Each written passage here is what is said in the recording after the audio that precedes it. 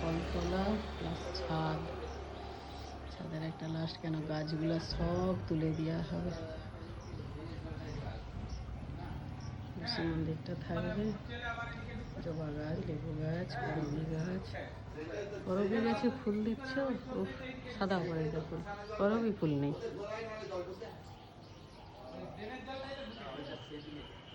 জবা গাছ কেউ তুলে দিতে হবে, আর তুলসী গাছ তো করা দিলি এসে কাটতে হবে।